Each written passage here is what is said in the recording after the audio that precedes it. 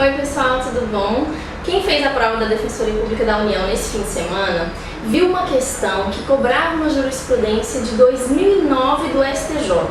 Por causa disso, por ser uma jurisprudência tão antiga, eu acho que isso serviu de ensinamento tanto para você como para mim, que agora eu vou pretender fazer vídeos com julgados um pouco mais antigos. A minha preocupação antes era fazer julgados 2014, 2013 e começar agora 2015. No entanto, tendo em vista que vários julgados de 2009, 2010 foram cobrados nessa prova, eu acho que vale a pena a gente revisar um tempo um pouco mais extenso da jurisprudência do STJ e do STF. Então vamos analisar a questão de hoje, que eu peguei no blog do professor Alexandre Mendes, que é o defensor público federal e professor, professor de cursinho, que ele que trouxe essa questão pra gente, juntamente com o gabarito, e aí eu te explico esse julgado. A questão parece que foi a número 38 da prova de processo civil de vocês.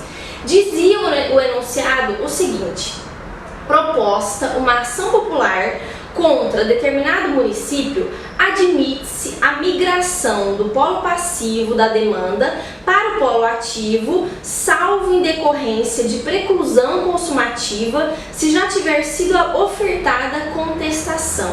Que tema é esse? Nós estamos aqui falando da legitimação bifronte dos entes públicos, dos entes que participam de uma ação popular. O que isso significa?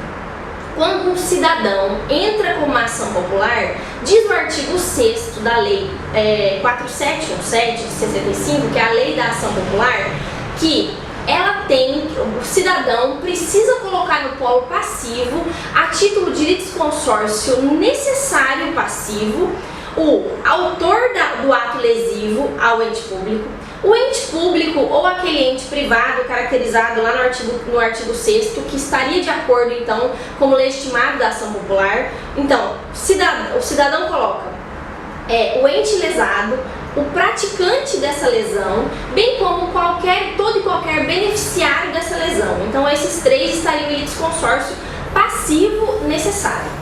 Passada a citação, passada a contestação, e aí aqui que o enunciado queria saber, existe a possibilidade do ente público que está participando como réu numa ação popular migrar de polo. Ele pode sair como réu e entrar como autor naquela ação, ele vai migrar de polo. Fazendo o quê? Como ele foi lesado, significa que ele pode ou defender aquele ato que foi lesado na visão do cidadão que ajuizou uma ação popular, ou então ele vai defender e continuar como réu, ou então ele vai passar para o lado do cidadão e falar: eu também quero saber quem é o responsável por esse ato, eu não concordo com esse ato praticado por essa pessoa que lesou o ente público, então eu vou entrar no time do autor da ação popular e junto com ela eu vou descobrir quem foi, quero a indenização, quero ser reparado como a título de ente público. Então existe essa possibilidade de migração e essa possibilidade chama legitimação bifronte. O ente público ele vai entrar como réu numa ação popular, podendo se transformar em autor no decorrer da ação popular.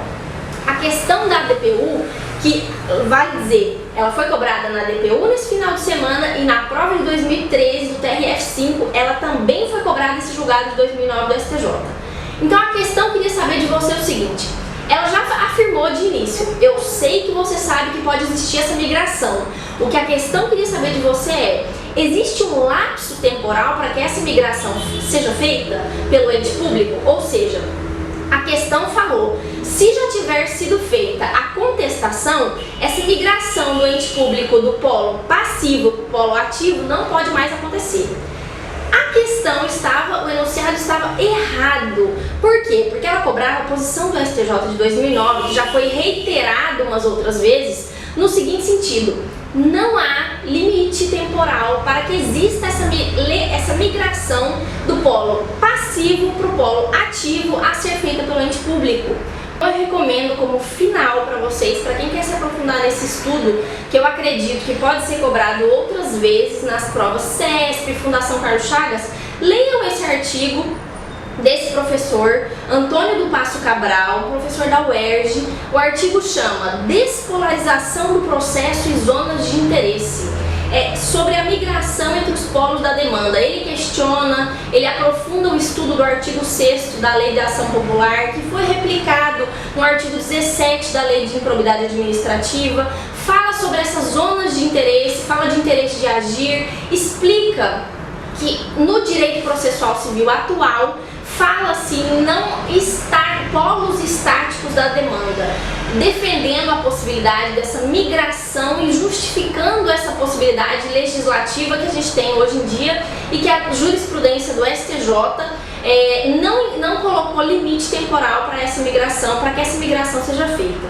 Então é isso, eu espero que todos vocês tenham compreendido esse julgado, que nessa prova da Defensoria Pública da União vocês tenham percebido que jurisprudência um pouco mais antiga vem sendo cobrada, e a partir de agora então eu vou me esforçar para intercalar. Uma semana eu trago um julgado atual, semana seguinte eu trago um julgado mais antigo, tá bom? Então bons estudos para todo mundo, até semana que vem. Tchau!